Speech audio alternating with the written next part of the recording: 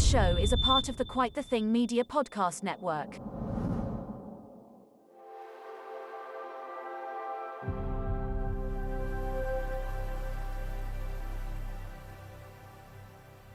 Hello and welcome to episode 30 of the Gamers Watch podcast. My name is Harry and as always I'm joined by Shaun.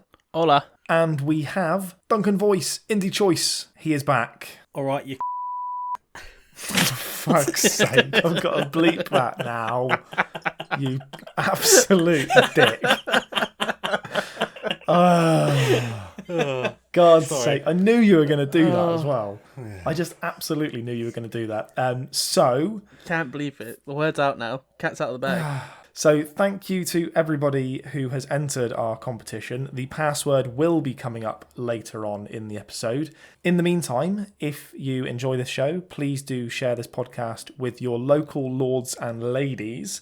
And we say that because, Shaun, you won a little prize, didn't you? Yeah, just a little one. Tell the people what you won, Shaun. I became Scribe of the Month for the Iron Lords on lordsofgaming.net, lognet. Not only that, you were the only and the first ever winner of Scribe of the Month to win it in their debut month. So A big congratulations, and I will put in the pinata noise for you. As always, if you share this podcast and you enjoy the show, do think about following us on Twitter. We have a couple of giveaways coming up shortly. And if you can, please do leave a review on your podcast. What's it called? Podcatcher, is it called? Or is it just your platform of choice? And Shaun, what else should you do? You should buy our bloody merch. You bloody should. Have we had any complaints about the range we provide? No, because we haven't updated it for about 2 months. Because what happened was we started the merch line and then I just went mental and designed about 500 shirts. And then I forgot the login details and now I don't know how to get back into it. So no, there currently aren't any more. There currently aren't any more designs. But once I've got that password, oh boy, is it not going to be updated because I can't be asked. Now, with Duncan back, we know what that means later on in the show. That means another week of Duncan Voices, Indie Choices. What? No, nothing. He didn't say anything. What did you do? He didn't say anything. What did you say? He coughed. Yeah. Oh. I hit my mic again, Oh, that thing. I'll edit this bit out. Okay, so. For fuck's sake. Harry thought something fishy was going on. I did. I don't trust you guys. Oh, fishy. Fuck's sake. Okay, so with Duncan being back with us this week, that means that it is the return of Duncan Voices, Indie Choices. Your games, your reviews, your indie choice, indie voice. So this week, Duncan is going to be speaking about Omno, a lovely little game that's just come to Game Pass, and he's also going to be talking about The Last Stop. And that is my best radio impression. Oh my god. I was also going to talk about Raid Shadow Legends. Oh no, sorry. That's on my list of pieces of shit things I'll never play. Sorry. This episode is not sponsored by Raid Shadow Legends. I've seen so many fucking adverts for that fucking nightmare. I'll tell you what, we're special because we are the only show that is currently not sponsored by Raid Shadow Legends. Now, shall we move on to some Xbox news brought to you by the The Widmeek. Now, shall we... this fucking episode. Christ's sake. Hit a milestone of 30 and it's gone to shit. Should we start again or shall I just carry on? Now we're rolling. That's like a good allegory for life, really. We got the at the start, so we can't not have that. So, Shaun, Which shall we one? move on... Oh, for fuck's sake. Oh, my God. There's been a few now. This fucking show. Oh, man. Oh, okay. So, for fuck's sake. Michael Jackson's School for You. Yeah. I'm actually crying. That was the funniest. Oh, my God. Oh, I think I have to keep all of this in. I'm actually crying. Shaun, can you please start this? Second. Please. Was that the chocolate peas episode? Was that the one? Oh my god. It was. Xbox bar news. as well. Shaun, fuck it. Xbox news. Oh, Brought to you by Midweek Mix Up Collective. Do the first bit of the news, Shaun.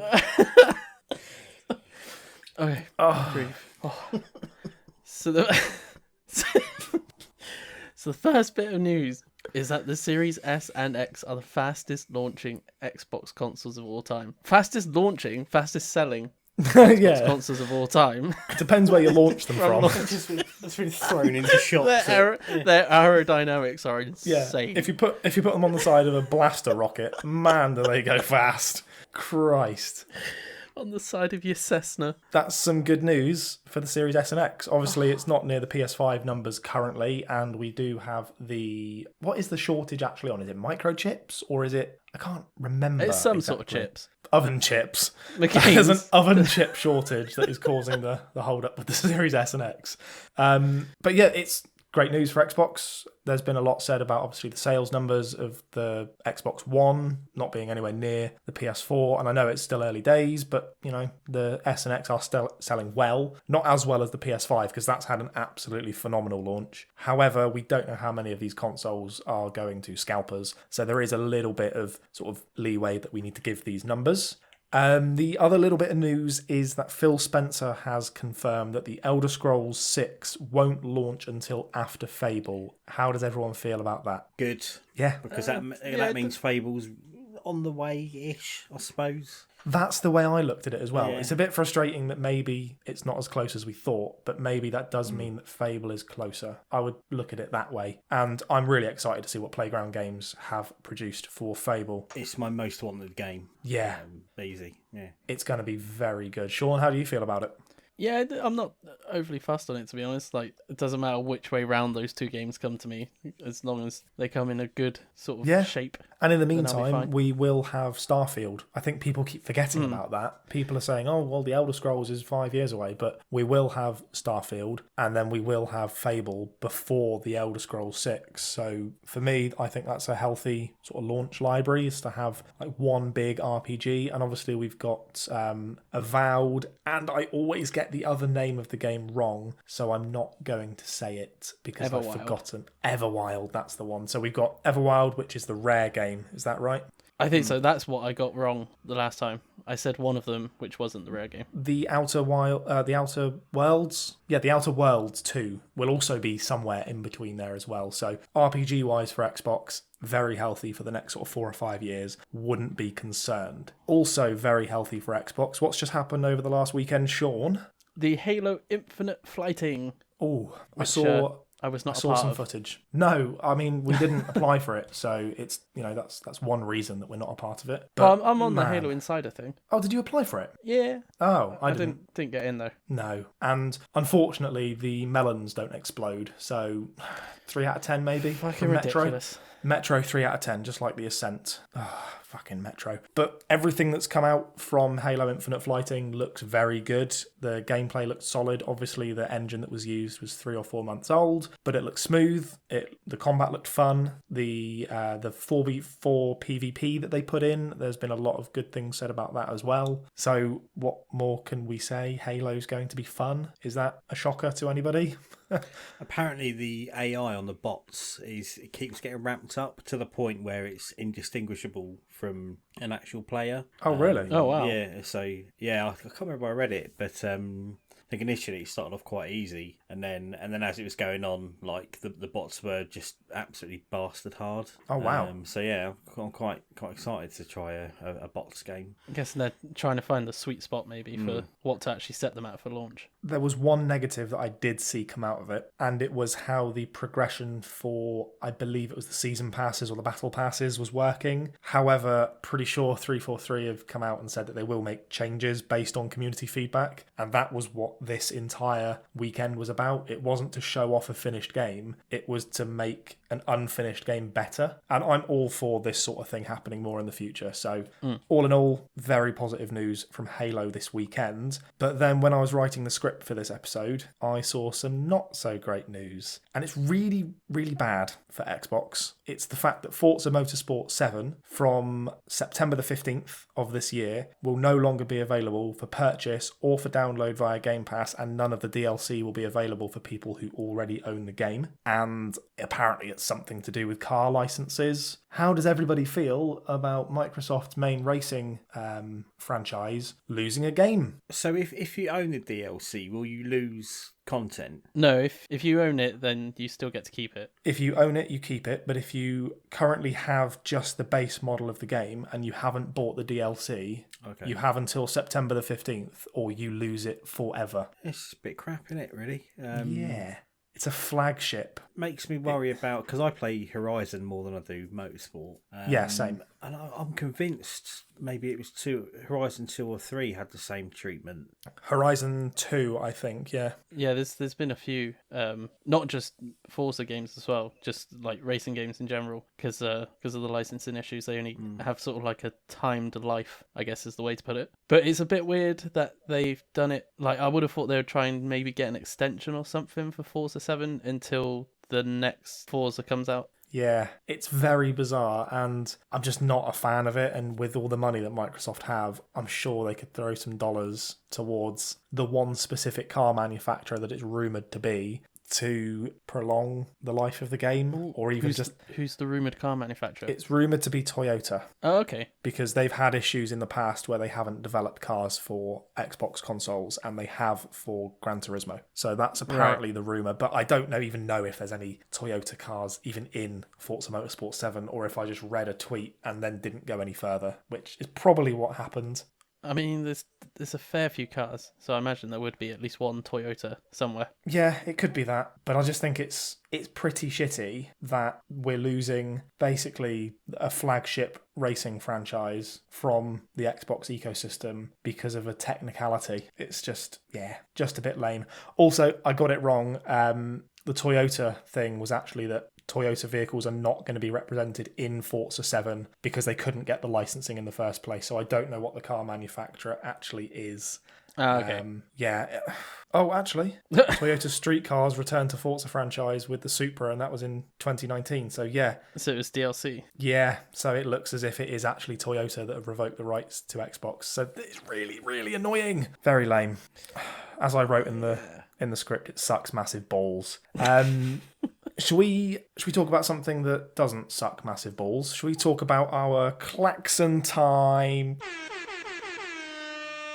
Let's talk about our giveaway. So, Shaun, Yes. run us through the giveaway. Okay, so it is a giveaway to win 6 entire months of Xbox Game Pass Ultimate, courtesy of the Midweek Mix-Up podcast. And all you have to do is find our little password we put in each episode. There's 4 of them in total. This is the 4th one, so it's actually the final one of the competition. Indeed. So if you haven't got all of the previous 3 ones, then catch up. Also, if you are listening to this now and you haven't sent in all the passwords yet, or if you already have sent the passwords in, just resend them in anyway, just to be safe. So just send in the other 3 passwords, just in case, because we get a lot of DMs and I don't want to miss anyone out. So okay, that's fair enough. Carry on, Shaun. I was just going to say, our Twitter is @GamersWatchCrew. That's where you need to send them to. Yep, @GamersWatchCrew. Send us a DM. It will come through as a DM request. We view all of them. And the word to send us this week is taco. Hey! Not so. Oh, for fuck's sake. Shaun, stop making me edit more than I need to. I've already had to cut out like 5 minutes of this fucking episode already. It's basically the same thing. Yeah, it is. For fuck's sake. Oh, my God. How did I not see that coming? Oh, man. How? Those Right. dirty Mexicans. No, don't fucking say that. Christ. Oh. Dirty-minded. Shaun. Making food that you're looks going to get us blacklisted in Mexico. This is ridiculous. We're moving on. There are too many bleeps. Do you know what the best thing is as well? What's the best thing, Shaun? As soon as my enthusiasm for this like Mexican persona thing starts dying down, Forza Horizon comes out and it's in Mexico, so it's just going to skyrocket straight back up. Oh, man. Oh, I've got some fucking editing to do tomorrow night. Christ. So, can we just move on, please, Shaun?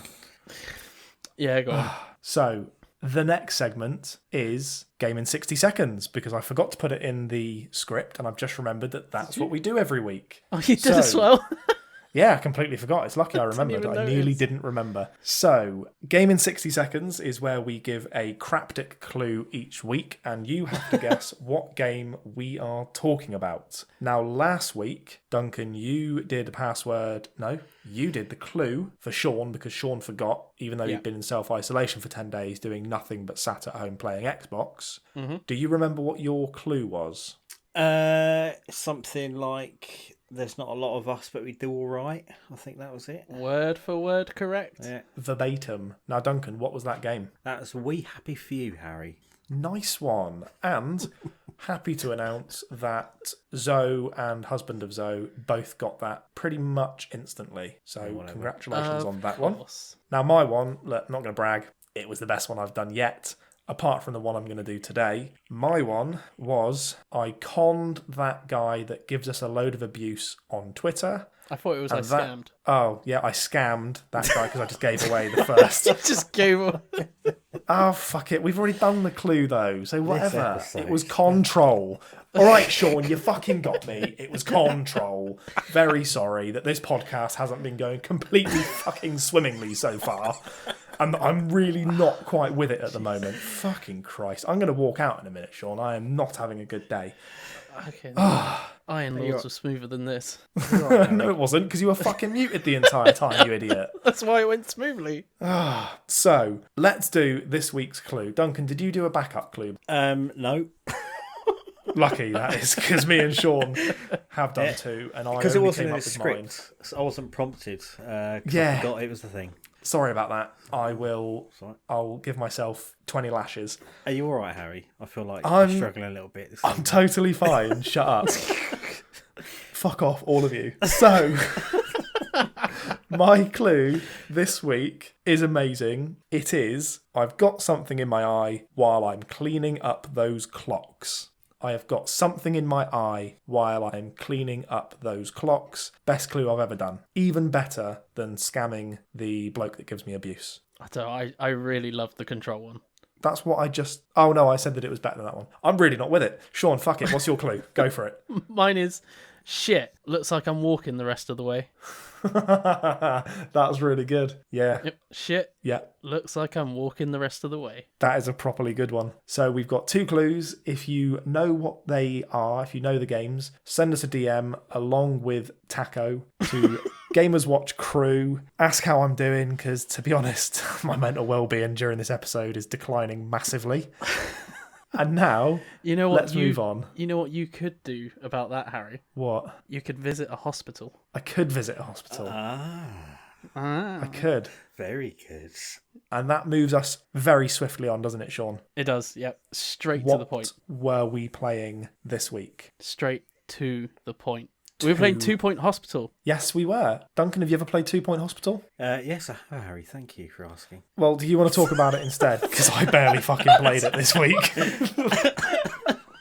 I played it a long time ago. Honestly, Death's Door and Flight Simulator have taken over my life, so you and Shaun just have a chat. Fuck it. Is it good? Go for it. It's Theme Hospital. Yeah, it is, yeah. I mean, if you've got it all our age, you'll know it and love it.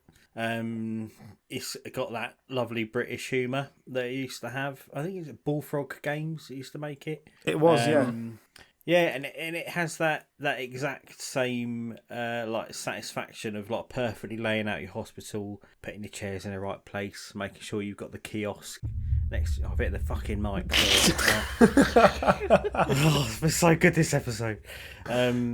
You got the kiosk next to your reception desk and everything. It's great, yeah. Got to make sure you got the plants in the right place so everyone's got a nice vibe. Yeah, I put about 5 hours into it in total. Finished the first level, got onto the second one, and then Death's Door happened, and then my life changed forever, and then Flight Simulator happened, and after your meltdown, Duncan, which is still one of my favourite points of this podcast of all time. I've hardly played it. I really haven't played much of 2 Point Hospital, but Shaun, I'm sure you've got plenty to say, so I'm just going to sit back, relax, and listen to you wax lyrical about this fucking great game. Yeah, I binged it quite. I haven't actually played it since Flight Simulator, but luckily enough, I binged it beforehand. So I think I got to region 3, and there's 5 regions in the base game. So I got about halfway, but it's just so fun. It's not. There's a challenge to it, but it's not to the point where you fail if you don't meet the challenges, sort of thing. Like your hospital will always tick over. You have to monumentally do something wrong for your hospital to go bankrupt.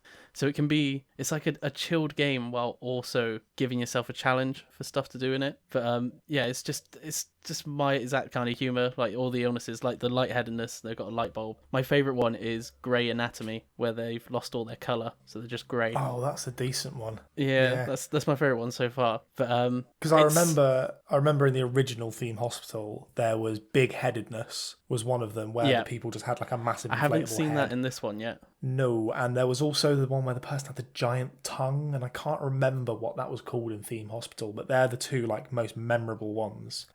My only slight gripe is that the layout of the icons sometimes it got a bit like it was a bit menu heavy for me, mainly because I'm illiterate, but also because it was just very sort of, if you forgot the exact menu you had to be in, you just spent like a little bit too much time just scrolling through menus and to find the thing you were looking for. That's my only sort of issue with the game, is it's very menu heavy at the start, but then once you get used to it, it becomes a little bit second nature. I found the first hour a little bit difficult, but then once I had figured out the little intricacies, I was absolutely fine with it. There was some. I love it. There were some menus I never actually really touched. Like I looked at them to see what all the options were, but like your finance sheets and stuff like that, I don't think you ever really need to go to those. I looked in the bottom right, and if my money was going up, good.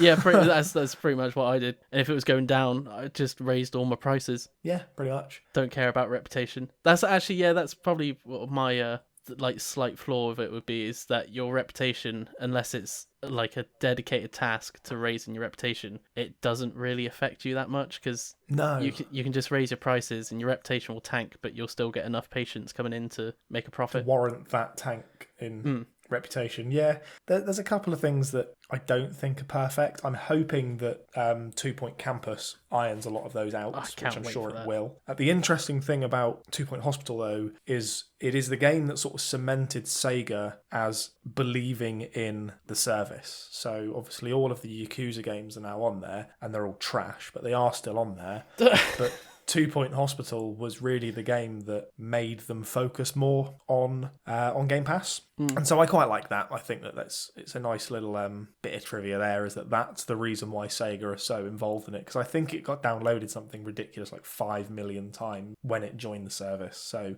and it's because obviously we've played it through Game Pass. I'm 100% going to carry on playing it, and 100% buying the DLC once I get to the end of the base game. So they've still made money from it, because I'm going to buy all the DLC, whereas I wouldn't have even played the game before. No, and it's actually probably made me want to buy 2 Point Campus when that comes out. I'm 100% getting 2 Point Campus. One of the things I was going to say was I really liked the progression in 2 Point Hospital as well. Because even though it's sort of like simplified systems for a management sort of game, there's still a lot of stuff that can get quite complex. And I like how basically each level slowly introduces just like one main mechanic or system, and then before you know it doesn't overload you at the start, does it? Yeah, and then you can quickly get to like 3 stars, which is the max on a hospital, and you go to the next one, and then before you know it, you're managing to juggle like 4 or 5 different systems or like types of patients, whereas if you'd gone straight into that at the first hospital, you would have just been way over your head. So I think they managed the progression really well, like the steady slope up. Yeah, I would agree with that. I think it doesn't overload you straight away. It does ramp up the difficulty slightly, but not to a point, like you say, where you feel overloaded. Yeah, but at the same time, it still provides that enough of a challenge to keep you interested. Yeah, you're never bored on one of them with like a lack of stuff to do. So Yeah, it's nicely balanced. And some of the DLC, I would say that's very fair. I was going to say some of the DLC. I've looked at like the trailers and gameplay for the DLC as well, and it looks like some of it's turned on its head a bit. Like they like twist the systems a bit. So one of them, I think it's called Off the Grid, and it's sort of like about green energy and stuff like that. And one of the hospitals, the main goal is growing your own plants to feed people instead of using the vending machines and stuff like that. Oh, So that's it's a good idea. sort of like switches different bits up. I like that. Yeah, Well, overall, I can safely say that this is a gameplay. easily. I'm definitely. I Easily. need to get Flight Sim out of my system to carry on playing it. Yeah. So you'll be playing 2 Point Hospital in roughly 3 or 4 years. Possibly, because then we've got other games coming out now. It's the start of the games rush for the end of the year. Yeah, it is. I think it's a game every 6 days on Xbox for the next 4 months, is it? Yeah, something like that. I might be able to Yeah. squeeze it in our season break, hopefully. Fingers crossed. Now, there is a new game that is part of that games every 6 days, and that's one of the ones that we will be playing as part of our wild card, which was chosen by our community day. And Duncan, you played one of the other games, and you're going to talk about it a little later, aren't you? Yes. So, the wildcard games that we were going to play were Omno, Going Under, The Ascent, and Christ Tales? I don't know how to say it. I'm Chris not sure Tales? how it's pronounced. What was the winner, Shaun? The winner was The Ascent. I knew it would be. The A. Pretty obvious. I had a slight feeling that Christ Tales might have snuck in there, but No, I thought The Ascent always would because it's literally brand new. So I'm very excited. We'll have to do a multiplayer session where we get... Just so you know, on the multiplayer, it doesn't work at the moment. I've heard there's a lot of problems, yeah. Yeah, I was going to play it this week with a mate, and because we played Outriders together, and that fucked us off with the connection issues.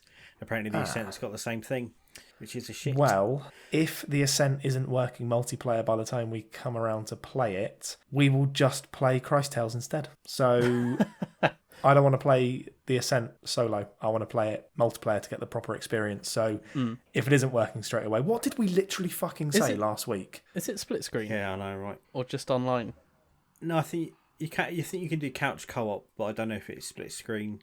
Couch co-op works. It's just the online co-op. Some problems with. I might be able to try it in couch co-op then. Fingers crossed it works couch co-op. If it does work, then we will be playing The Ascent. And if it doesn't work and we can't get the multiplayer to work properly, next wildcard week, you will hear us talk about Chris Tales. So, the second vote was fucking stupid. Enter the Coin Tricks. Perfect. No, it wasn't. So, Absolutely Clovecam. perfect. Dunks, you remember him talking about Clovecam, don't you? Clovecam sounds excellent. Really interesting premise. Nice twist on a third-person, first-person game. Interesting scenario, interesting settings, and it's been beaten by a fucking crab with a mustache. And a top Not hat, having that. Nah, not having it. which a hermit crab uses as its shell. 80% of our listeners are wrong, so but I'm not going any further. It's all right. I've got, for the next Enter the Coin Tricks, Enter the Coin Tricks next week. I've got the sequel, Senior Crabbington. Oh, for fuck's sake. I'll tell you what, let's fucking move on from Crabbington Seaworthy, because the next bit, I think, Duncan, you're going to probably blow your load. We are going to talk about our favourite ever indie games.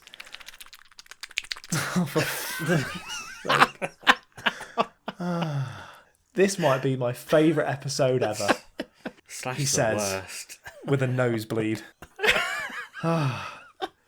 Duncan, I don't even need to ask you what your favourite indie game is. So what I'm going to do, and you've spoken about it on the podcast before, but I am just going to let you talk about your favourite indie game non-stop for the next couple of minutes. Go. So it's Stardew Valley. I'm sure people will think I was going to say Spiritfarer, which is a close second. But I fucking love Stardew Valley so much, and it's my thing about the number of developers. Like, it's made by one guy, Eric Barone. Big up, Concerned 8. So like it's such a simple premise. So it looks like an old SNES game. You take over a farm from your granddad, and then your whole point is just effectively run a farm. So you go down the shop, buy some seeds, water them every morning, sell them on, and you make a profit. But then you can get married in the game and make friends and go dungeon diving. I mean, I had it on the Switch and I played it for about fucking hell, 400 hours, something ridiculous. And then I picked it up on the Xbox and played it for another 400 hours, just a completely new game. I I love it. The music is just fantastic, and it's just all made by one bloke. I love it. I don't play it all the time, but it's something like I'll play it for a couple of months non-stop. Won't touch it for months, but then I'll just go back to it again, and it will just be like going home. Yeah, I just can't top it. Can't top it for me. I didn't realise that going home to London was like going home to Stardew Valley. Are they quite similar in? I would rather live in Stardew Valley than our shithole capital city where I'm from. So I'm allowed to say it. Yeah, you're from there. You can insult it. I knew it was going to be your choice because I know how much you love that game, and it was also Shaun's choice. It was. However, yeah. I played a lot of Harvest Moon as well, which was what instantly drew me to Stardew Valley. But you also went with another game, didn't you, Shaun?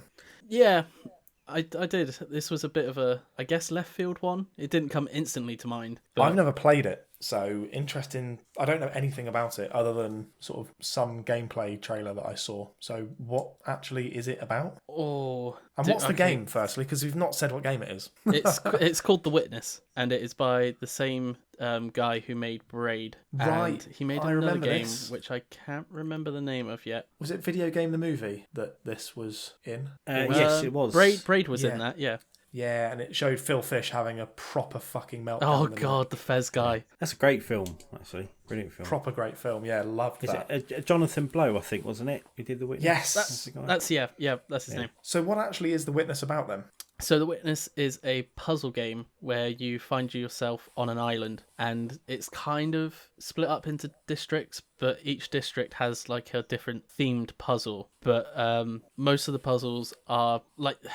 The sort of layout of the puzzles are the same, where they're mostly on panels, these little like panels that come out from the ground, but there's different rules for each region, and your goal is to basically complete all the regions, work your way through the island. But it's just the way that there's no real in-your-face hints to any of the puzzles. You're just somehow able to like work them out, and each region has this sort of like click moment in your head where you figure it all out. But there's one, my absolute favourite bit of it, which made it one of my like favourite indie games, is towards the end. There's one bit, and I don't know whether to spoil it or not, where basically the whole island... The Witness came out probably, I think, close to 10 years ago. I think you're going to be okay to spoil it. Okay, so just very quickly, a spoiler alert for The Witness that came out almost, like, probably 7 years ago by now.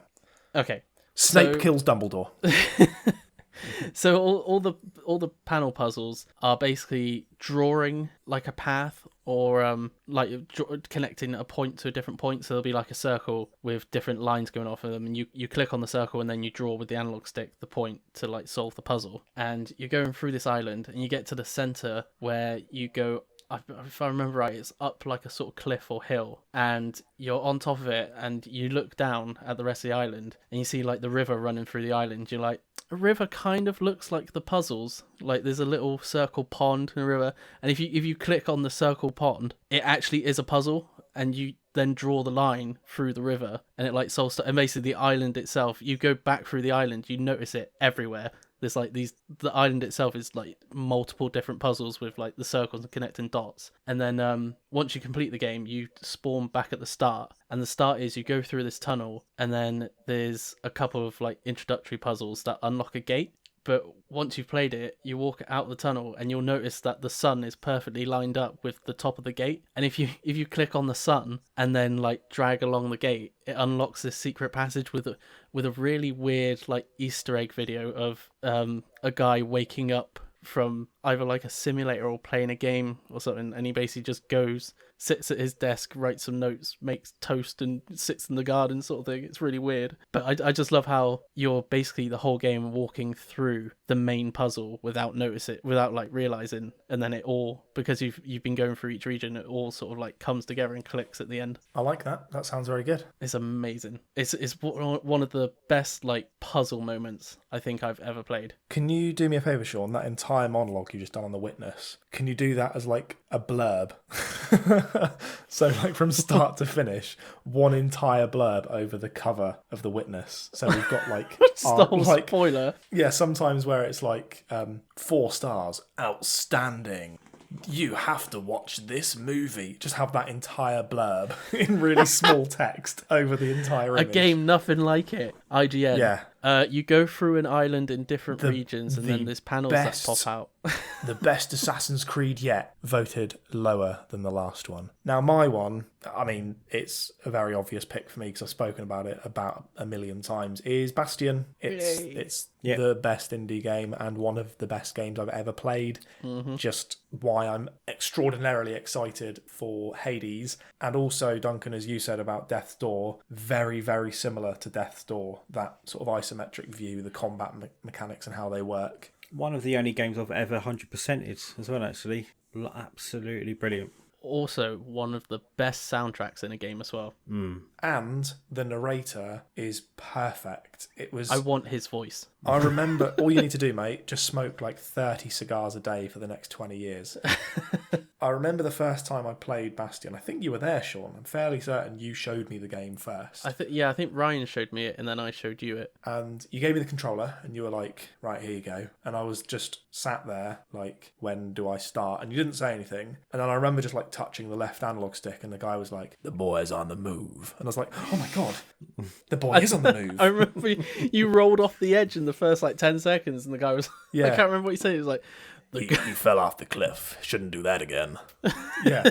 And I remember playing this game thinking that this was the most immersive experience that I'd ever had in a video game before, where the game was telling me what I was doing. Now, I know that games have done that before, so with Prince of Persia The Sands of Time on the PS2, when you would die, it would go, no, not like that, and then it would rewind you back. But every action and inaction that you made had a direct consequence on the rest of the game. It made me, so the second time I played through it, it made me think I was playing a new game. Every time I picked it up and started it again, I never feel like I'm having the same experience. And there's very few games that allow you to do that. And Bastion does it perfectly. From the art direction, from the soundtrack, the combat, the level design, the world design, the leveling up system, the upgrade system, the overall story, all of it comes together in this one perfect game that for me is like top 10 of all time. Take out the fact that it's an indie game. It's one of the only really 10 out of 10 games that I've ever played. And it's just this beautiful little indie game that was on the Xbox Arcade, made by a very small team of obviously passionate people. Yeah, love it. So my choice is Bastion. So Stardew, The Witness, and Bastion. Not a bad way to start, I don't think. Should we go through some of the community ones?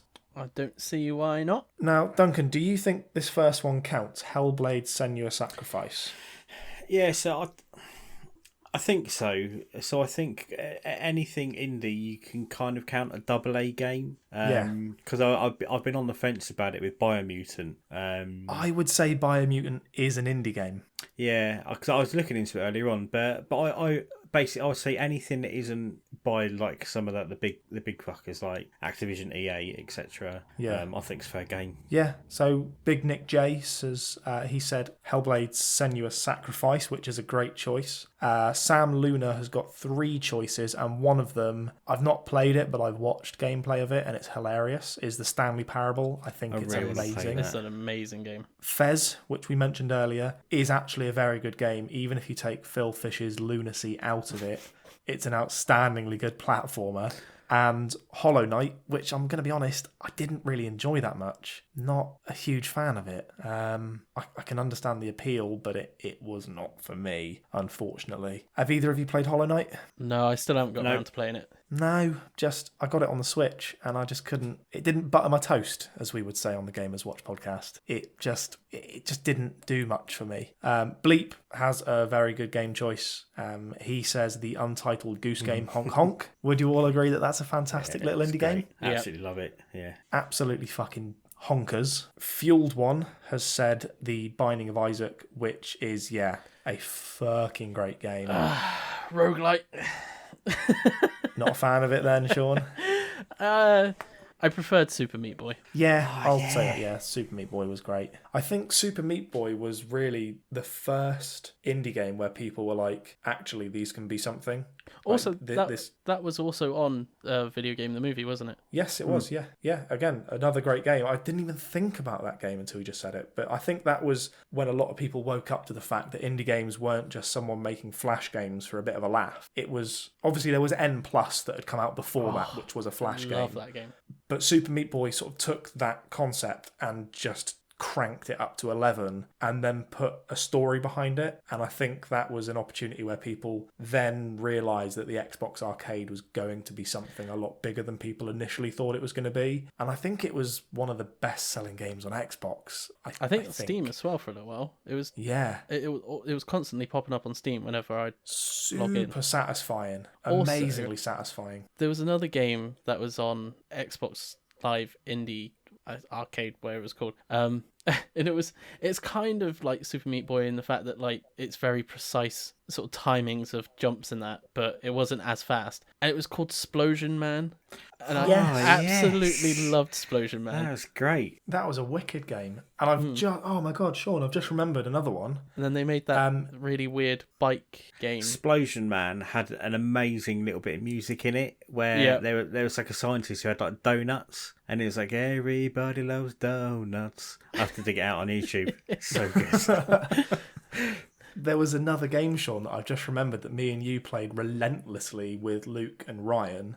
And we've talked about it before on this show, and it was Hidden in Plain Sight. Yes. Which is an amazing couch co-op game. Fucking phenomenal game. If anybody here has a copy of it still on their Xbox account, you can still download it and you can still play it. Really, really good fun game. Properly great, unique idea of all of the players being on the same level, but no one knowing who they are or who the other people are. Really good fun. Now, Wallace, one of our followers, said Celeste. Impactful story, really great gameplay loop, and the fact that the gameplay reflected the themes of the game as you progressed, and the soundtrack was a banger as well. And then lastly, Harley has said that Hades is his favourite indie game of all time, and I think if it plays as well as I think it will, it might be very close to Bastion for me. Now, Duncan, we're going to move on from the community choices of indie games, and we're going to move on to Duncan Voices Indie Choices, where this week he will be talking about Omno, The Last Stop, and we're going to have a little introspective look back at BioMutant, including if we should be more lenient on smaller indie titles and judge AAA titles a little bit more scrutinously, if that's a word, which I don't think it is. Quick answer, abso-fucking-lutely we should. So, Duncan, do you want to talk us through Omno? Because it looks really nice. Yeah, thanks, Harry. Yeah, will do. Yeah, brilliant. Cheers. So Omno came out a couple of weeks ago on Game Pass.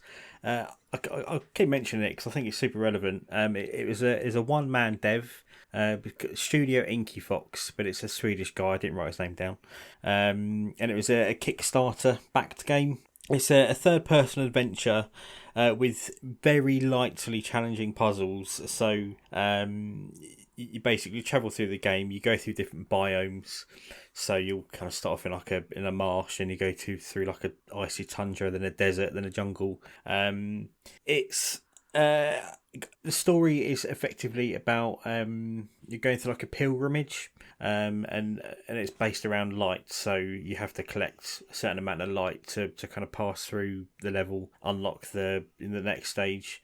I feel like it tries very hard to be impactful, but it felt a bit cold to me, and I feel quite bad for saying it because it's clearly very good. But it was a bit like like we spoke about Sea Solitude a while ago. Yes, it was good, but it didn't land for me. Whatever the story it was trying to tell just didn't hit me. So like I can compare it to Abzu. I don't know if either of you played that. I love that game. Like, so there's a scene kind of like near the end where you're swimming up and you've got dolphins and whales and whatever swimming around you, and it's just this kind of amazing absorbing experience. And you have like bits similar to that in Omno, where you kind of have to ride on these legendary animals, but you don't do anything. It's just a cutscene, and it all nothing really kind of properly hit me with it. And it's a light, the puzzles are light based, but they could be anything. It's not like you're like directing a beam of light to hit a mirror or anything. You're just collecting a ball of light and collecting a certain amount of light just to hit a switch. It's good. There are like some little bits where I think it's on the Unreal Engine, so it kind of it feels a bit loose how it's handling. There are some bits where you try and jump through a platform, but you fall right through it because it hasn't finished its animation yet. It's just little things like that. But again, it's a single dev, so I try not to be too hard. Jonas Manka, he's called. Yeah. I would definitely recommend playing it. I mean, you can 100% it in a few hours. And it is a lovely little game. And there's some little bits where you get different powers as you're going through, and you get a like a snowboard kind of power. And there's a bit you can just like float around the level on this snowboard, and it's really, really nice. But yeah, there's just something about it that just doesn't quite land for me. But good. I won't give it my Indie Choice Awards because it's a prestigious award, yeah. So we won't be slapping the award on this one. No slaps today. No or slap. maybe not, who knows? But it's good. If you've got a few hours, pick it up. It's very unstressful, super chill gaming. Something's missing for me. But there's just something not quite there. So it's gonna. I should have mentioned this in the last section because I just thought of another indie game that's up there in my top 10, and it's Journey on the PS3. And so when I looked at Omno, some of the gameplay footage, it reminded me a little bit of how Journey looked. I'm not saying that it was exactly the same, but there was a slight similarity. And as you were saying at the end there, the cutscene where you're riding on these legendary animals, one of, I think, the best and most impactful scenes in a video game ever is the final part of Journey, where you've got to the top of the peak. I think that moment, for me, was like a really sort of powerful, impactful moment where the culmination of your pilgrimage came to a head. And so, yeah, if it's a game that's all about this pilgrimage journey, I feel like if that journey doesn't really pay off for much, then sort of what's the point? And I know that sounds bad, but I feel that what you've said would be like if you play Journey and then when you get to the top of the peak, it's just like, yeah, cool, did you enjoy that? Like, there's not that big payoff for your pilgrimage. I wouldn't be surprised if Journey was a massive influence because it is effectively that.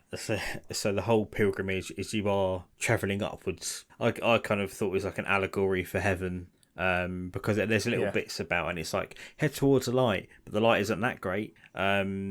But I think Journey's like a good shout for like an influence. Just felt a bit flat with it, which is a shame because I really like the look of it. Exactly as you're going to talk about in a little while when you talk about BioMutant, it's one dude. Exactly, it's one guy. Can't be too bad, yeah. No, and imagine if that one guy, like if he could have a team of say 5 or 6 people behind him. If this does well and it's successful enough that it sort of propels his studio a little bit further, it's why I fucking love Game Pass for indie games, because Microsoft are basically saying, like, here is some money to make something great, and if that takes off and it does well and people buy this game and it's successful, then who's not to say that in the next installment of his ideas that it improves on those things that it needs to improve on. So yeah, I think that we do need to cut these indie titles a bit of slack because it is literally, like you said, Jonas is one person who's made this entire game. But who knows, maybe next time it might improve even more than this time, and this is like his starting point of this is what I can do on my own. Imagine what he could do with 5 people with him. I mean, I'm very happy for him that it's on Game Pass because I think it'll be seen by a lot more people. Definitely. I mean, I saw a tweet from him to say that the launch so far has just been absolutely incredible, like over and above what he even believed would ever be possible. And Game Pass has to be a big part of that. It has to be. Yeah. What is the next game that you are going to talk about, Duncan? So the next one is The Last Stop. Never heard of it, if I'm honest. Again, it's another one of these where it's new. I'll give it a go. It's developed by an indie team called The Variable State. I couldn't find out how many guys developed it. but it's published by Annapurna, and they previously did Virginia. I never played it, but I think it reviewed quite well. It's basically a low budget Life is Strange. Okay. So it's set in present day London. Has a pretty cool premise. So you see, basically, you start the game and you have 3 different characters. They're all sitting next to each other on the tube, all strangers. And you each play through their individual stories. I'm kind of relatively early on, so I don't know how it pans out, but I'd presume that these stories intertwine, because there's some little bits that happen where a character from another story's come across. But you can play as a schoolgirl, as a single dad, and like this ruthless professional who works for some kind of security company. But there's like a supernatural thing knocking about in the background. It's fully voiced. It's really, really well acted. At first I thought it's actually quite hammy.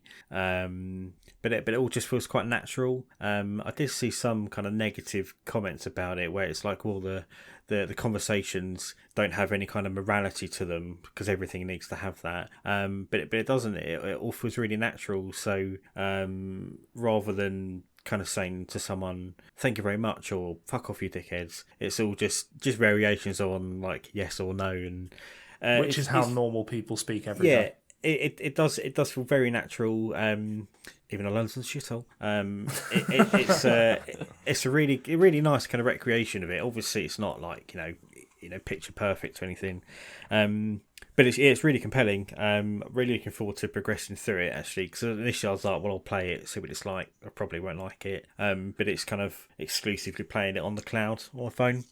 Nice. So Are we ready? It in a week. Are we ready to slap an award on, or are you going to wait to complete it before we slap it on? I think I'll wait till I completed it. I'm not quite sure yet, but so far I'm really enjoying it. We've got a tap of approval. Yeah, a little tickle. So it's, whereas like Life is Strange, I enjoyed the first series, whatever it's called. But this it's super narrative driven, so you're not going into a new scene and having to walk around really unnaturally and pressing A on every little thing, and this crowbar is unnaturally here. This CD player over here reminds me of this one time I got fingered in a park. It's just I don't know where that came from. It's just like all about the story and the interaction with the characters. It's good so far. I'm enjoying it. It's good so far, so it gets the Duncan voice. Tap on the shoulder of approval. Little nuzzle. A little hair scruff. A cheeky little finger. It gets the Duncan voice finger of approval. Christ, I want to know what you do when you really like a game. Cheeky little finger. Right? Jesus. Not the old thing. My God. The Duncan voice. Cunning lingus of approval. No complaints. Your games, your... What's the last game you're going to talk about, Duncan? So the last one, it's been out for a while, BioMutant. Old news, boring. Yeah, mate. It's shit. Metro didn't like it. Really grips my shits, the reception that it got. So how many people made this game, Duncan? 20. 20 entire 20 people. Fucking people. And you consider, I don't know how many people made Valhalla, which is... it's in the thousands, I believe. So criminally fucking boring. Which got, I don't know, 8 out of 10, whatever. Fucking bored. Well, IGN called Valhalla the best Assassin's Creed ever and gave it an 8 out of 10, but they gave Odyssey an 8.5. Don't get that.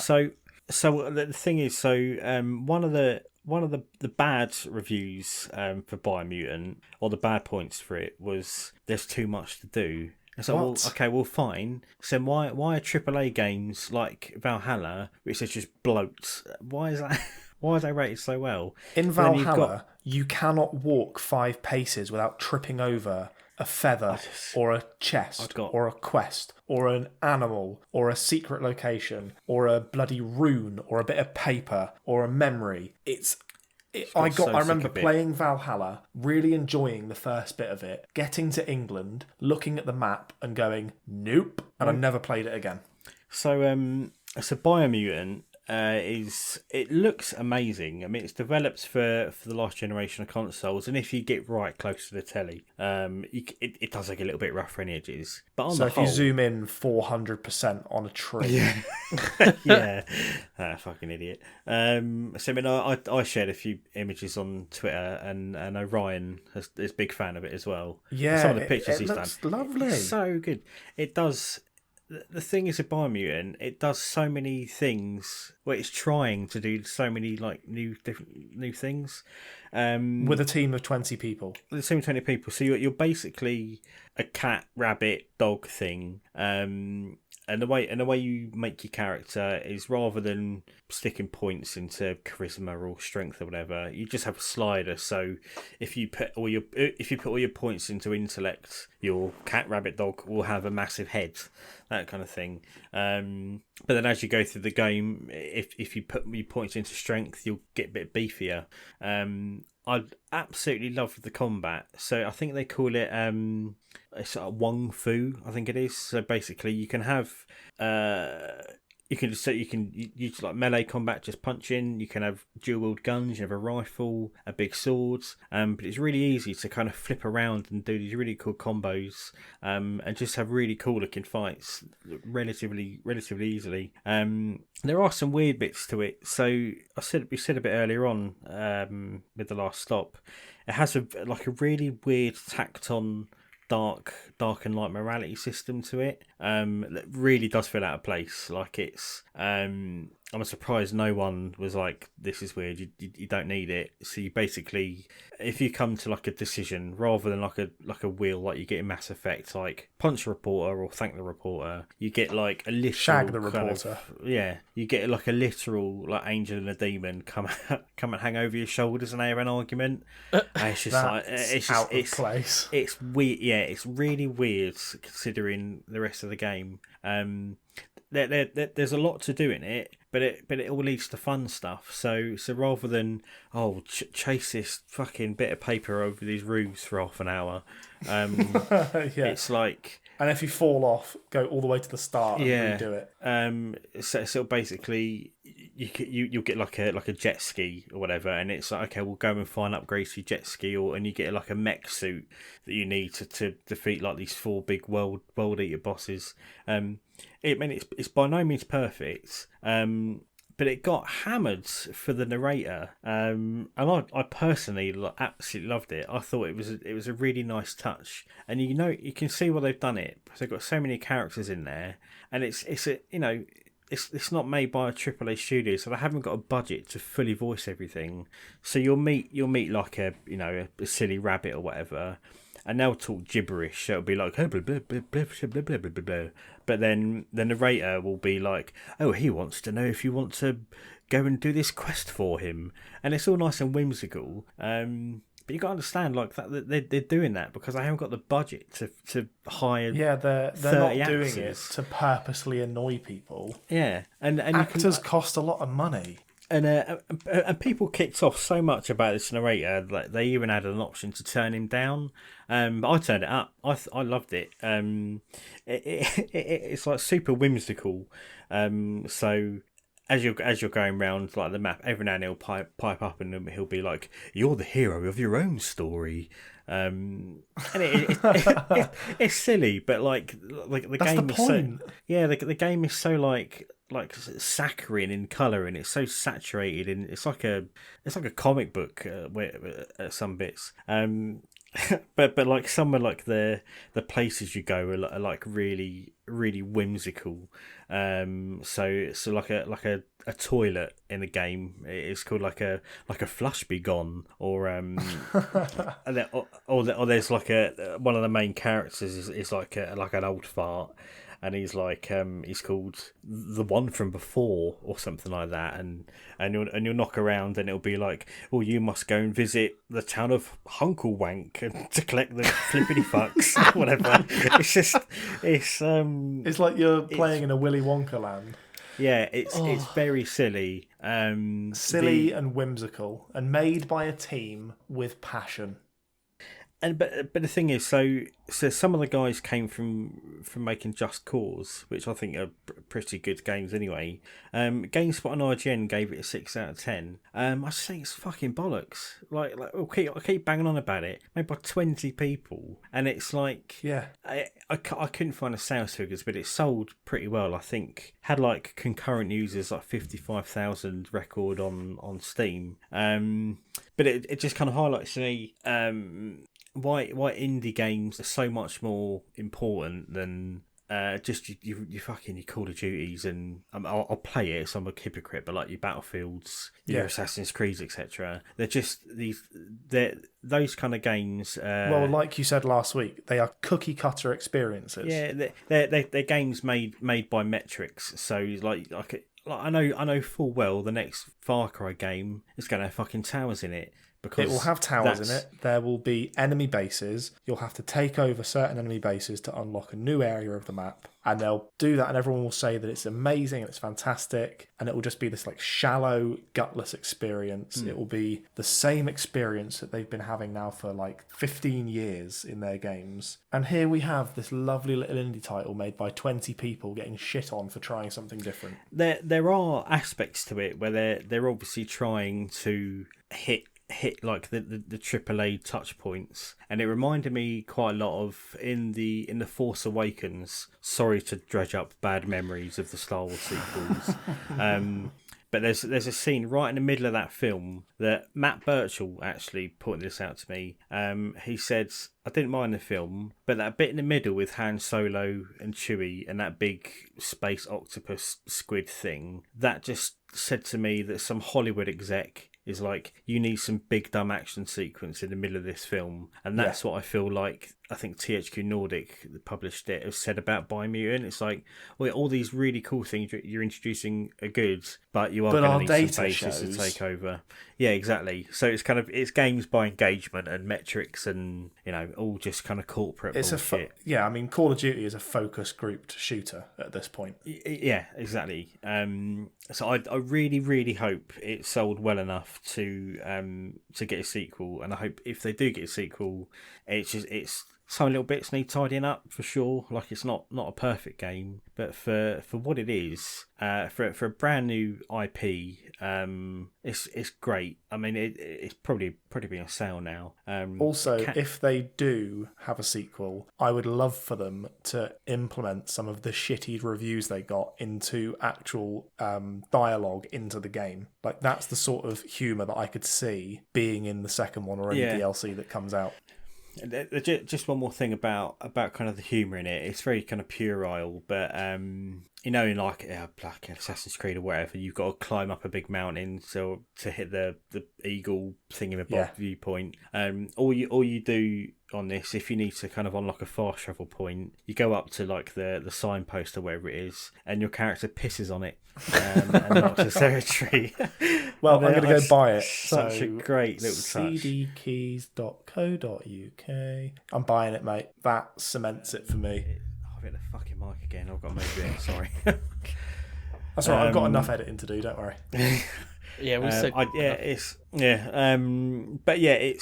I really do think that kind of indie games need to be judged very differently to AAA games, which are all ultimately shit. Really. Well, that's one of the reasons that we enjoy having you on the show so much, is because you give this different perspective, because you love indie games so much. And it's also made me want to look more into indie games. I 100% would not have got Death's Door if it wasn't for you, Duncan. And it's now my game. Yeah, I messaged you straight away. I'm like, gotta fucking buy it, man.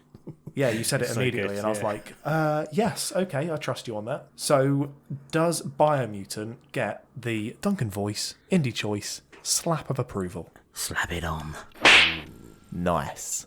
Well, there we go. We've got a Duncan voice slap of approval, and I think that is as good a point as any to end this utter shit show of an episode of the Gamers Watch podcast. We went in reverse this time. Normally it goes off the rails at the end, and we sort of went off the rails at the beginning. Yeah, we just started this in a fucking mess. Then it was game second half.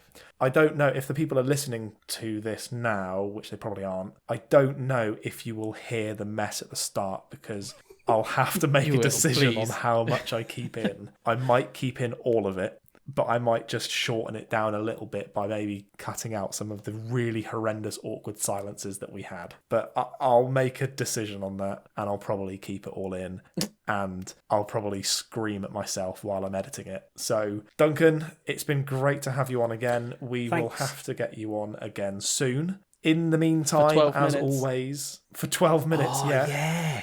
No, you'll just be on the podcast. You'll just be on the podcast for 12 minutes, and then we'll kick you off the Discord server. Now, thank you, everybody, for listening. We will bring Duncan back on, and he will be talking about The Last Stop, and he'll be slapping a Duncan Voice Indie Choice Award on that, possibly. He will also be talking about 12 Minutes when that comes out, and I'm sure there'll be a few little indie games coming out soon as well, because I know Art of Rally also comes out very soon, which I'm looking forward to. In the meantime, if you did enjoy this show, which you probably didn't, please do share this podcast with your lords and ladies. Please do enter yourself into the competition. Listen to the last 3 episodes if you haven't already. Find that password in each episode, send it through to us, and we will announce a winner in the next episode. And as always, keep on listening and keep on gaming. This fucking episode, man. I know I say that every week, but Jesus.